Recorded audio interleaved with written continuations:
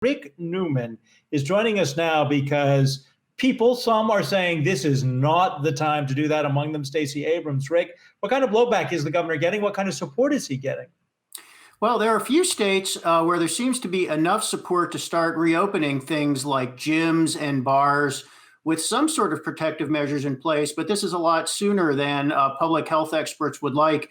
And honestly, Adam, in a few states like Georgia, Texas, and Florida, these states are going to sort of become guinea pigs for how quickly we can reopen the economy. And we're going to find out. The big fear here, of course, is that if you let people go back to work and congregate in public, you're going to have reinfections, new waves of virus infections, and that this is going to force closures all over again. So we're going to find out. There are places like New York and California that are saying, no, we're nowhere near ready to start reopening businesses.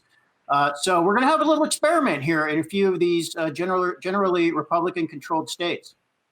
Well, we had an experiment in Wisconsin with the election, right, where that in-person election went forward. And there's now a report that there have been 7 cases of coronavirus directly tied to people who voted on that day. So that's an experiment that didn't show much success in terms of preventing the spread of the virus.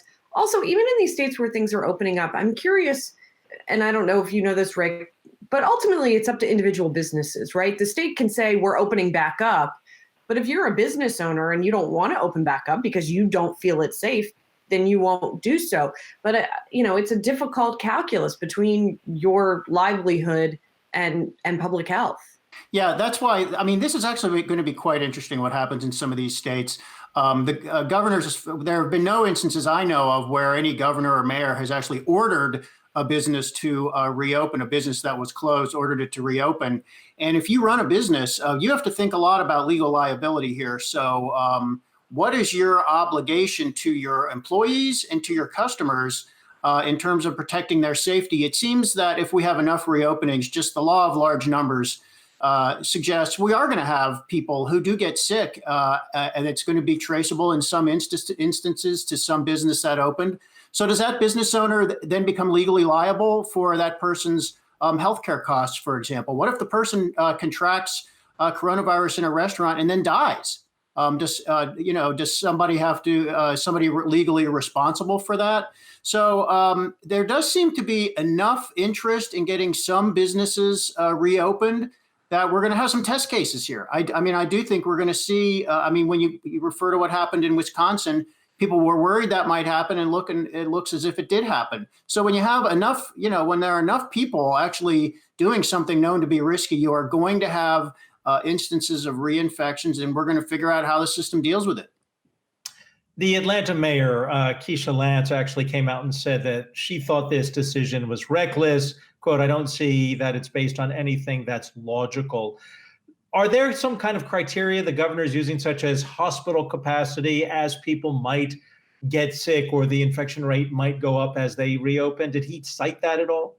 Well, Trump last week, really the CDC, but Trump implicitly backs this, issued guidelines for reopening, 3 phases of guidelines. And they include things such as you have to have a declining rate of infections for 14 days. And if you have even 1 day of increase amid that, inside that time window, you start the countdown all over again. So some of the states that are reopening do not meet those guidelines. In fact, I'm not sure any state actually meets those guidelines for going to the first phase of reopening at this point. Now, those guidelines that's not a law, that's just a guideline. And I think we're seeing a couple of states actually violate those guidelines, or they will be when they start to reopen. So I think we're going to have problems in these states. Hey investors, Zach Guzman here. Are you interested in learning more about the markets and getting the latest financial news? Well, then click right here to subscribe to our Yahoo Finance YouTube channel. Get the latest up-to-the-minute market analysis, big interviews in the world of finance, and information on how to manage your money every day wherever you are.